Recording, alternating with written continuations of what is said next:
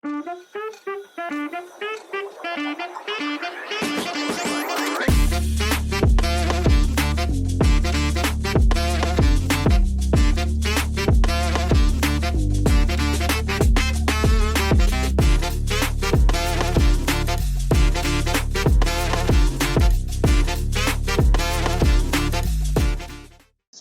warahmatullahi wabarakatuh. Waalaikumsalam. Tabi pun, Iya pun.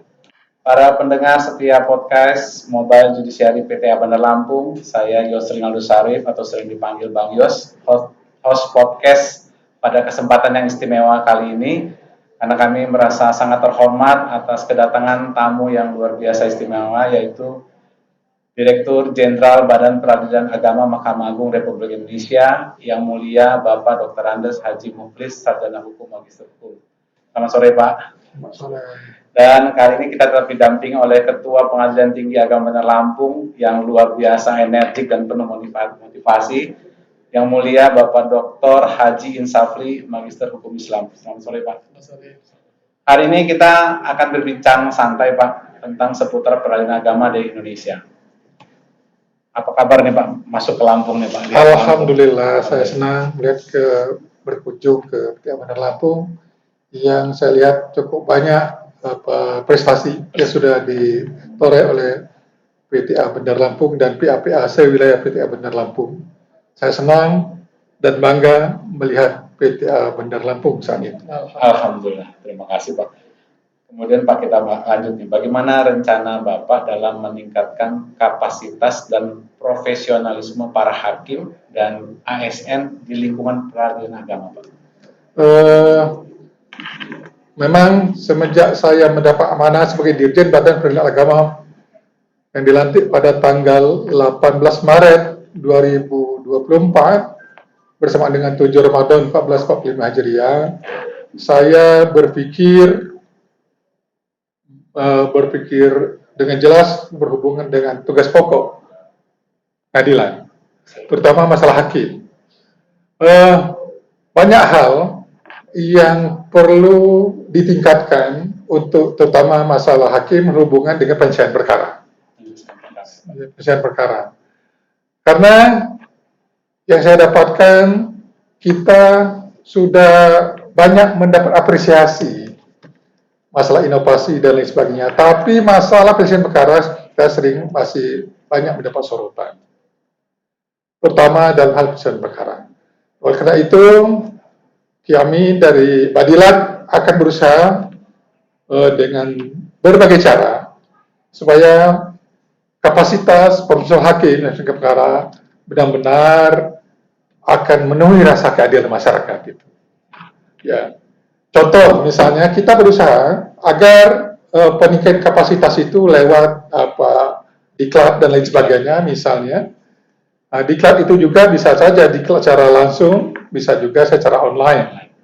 Nah, kita alhamdulillah dengan Kamar Agama, Mahkamah Agung, Hakim Agung kita sudah menyusun program untuk meningkatkan kapasitas itu, sehingga kalaupun kita tidak bisa secara langsung lewat online itu, bahkan kita sudah terjadwal gitu. Poin-poin yang harus disampaikan oleh para Yang Mulia Hakim Agung kepada keluarga serta pendidik agama seluruh Indonesia. Nah, dengan harapan, dengan seringnya kita mengadakan diklat ini, atau istilah saya diklat secara online ini, dengan harapan ada peningkatan kapasitas itu, pada peningkatan kapasitas hakim itu. Sehingga dengan yang begini kita harapkan akan memenuhi rasa keadilan di tengah masyarakat pencari keadilan kepada pengadilan itu sendiri. Misalnya saat ini kita berusaha agar penempatan hakim itu benar-benar profesional sesuai dengan beban kerja yang ada. Saya tidak ingin lagi justru perkaranya sangat sedikit tapi hakimnya berjumlah banyak yang kita anggap berlebihan. Ya, contoh di wilayah timur, kita ambil satu contoh saja lah. Misalnya ada salah satu PTA, tidak perlu saya sebutkan, perkaranya cuma 3 1 tahun. 3 perkara ya? 3 perkara 1 tahun, tapi hakimnya 17 orang. itu mengusik rasa keadilan penempatan hakim bagi saya yang begini. Maka saya pertanyakan, apa urgensinya setiap hakim baru, hakim tinggi baru selipat ke di timur itu, yang justru pekarnya boleh dikatakan sangat sedikit sangat sedikit itu.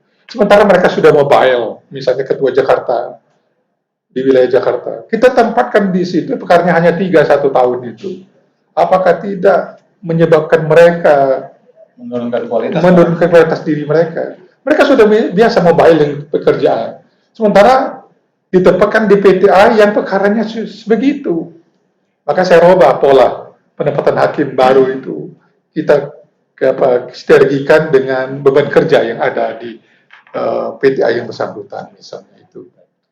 Berarti ini sudah menjadi fokus kerja dari Direktorat Jenderal Badan Peradilan Agama terkait peningkatan kapasitas, juga termasuk proporsional jumlah hakim ya Pak ya, di satu satuan kerja gitu. Satuan kerja ya. Baik. Di badan kita. Izin Pak, berikutnya melihat bagaimana pandangan Bapak melihat situasi terkini terkait dengan pelanggaran nilai-nilai integritas Pak. Ya. Itu yang sering saya katakan dimanapun saya ketemu dengan keluarga besar pengadilan, saya katakan integritas dan kejujuran itu harus menjadi ruh, harus jadi napas warga peradilan agama.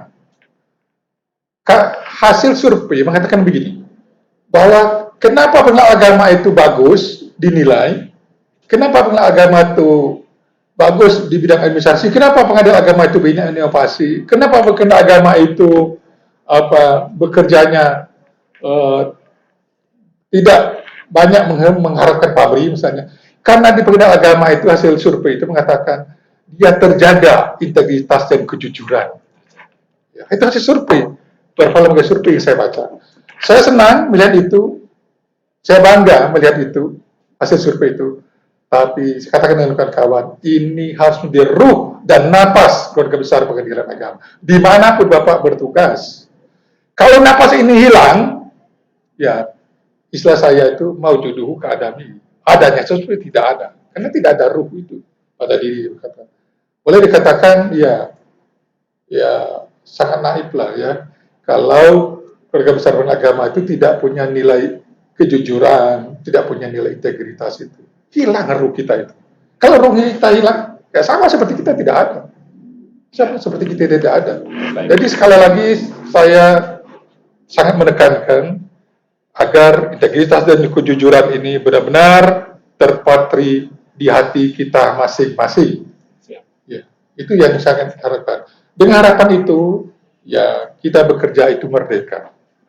Ya, kita kerja untuk mereka dan tidak di bawah tekanan siapapun. Karena memang kita bekerja tulus, ikhlas, yang kita harapkan bukan pujian manusia, tapi kita menyadari di lubuk kita yang paling dalam, karena ini tugas kita. Mudah-mudahan dengan niat yang tulus dan ikhlas itu akan membawa kebaikan bagi hidup kita dan akan membawa kebaikan bagi lembaga tempat kita bekerja. Siap, terima kasih Pak, ini luar biasa Pak. Jadi terkait dengan integritas dan kejujuran, kalau kita beralih sebentar Pak ke Pak KPTH Pak. Bagaimana nih Pak Ketua terkait dengan yang disampaikan Pak Dirjen, integritas dan kejujuran terkait dengan program kita role model Pak di pembangunan zona integritas. Ya, bagaimana Pak? Hanya dari awal kita mendukung apa yang disampaikan Pak Dirjen tadi, bahwa memang setiap pimpinan di pengadilan agama ataupun tinggi agama itu mesti menjadi role model. Baik ketuanya, wakilnya, paniteranya, sekretarisnya itu harus menjadi contoh yang ada, terutama dalam masalah integritas, supaya pengadilan itu betul-betul dihormati oleh masyarakat menjadi keadilan. Dan oleh karena itulah Pak Dirjen, kami juga membuat program-program pendukung daripada program Badilab ini. Ada dua hal yang baru-baru kami lakukan. Yang pertama tentang eksaminasi secara elektronik. Itu di dalam rangka meminta pertanggungjawaban daripada hakim itu terhadap putusannya. Yang kedua namanya bedah berkas. Jadi setiap majelis itu kita sediakan waktu untuk bedah berkas mereka, mengkritik bersama-sama, sehingga diharapkan ketahuan mana itu yang melenceng itu, mana yang lulus dan berjalan. Kita berharap dengan dua program yang baru saja kita lakukan itu bisa menjamin apa yang diharapkan oleh Pak Dirjen. Jadi tegaknya integritas dan kejujuran di seorang hakim. Sekian gitu. Baik, terima kasih Pak Ketua, Pak Dirjen, Pak KPTA untuk informasi juga pemirsa podcast bahwa selain eksaminasi terkait dengan putusan majelis hakim tadi, kemudian ada bedah berkas perkara, kita juga punya inovasi Pak, bedah berkas dokumen kesekretariatan Pak.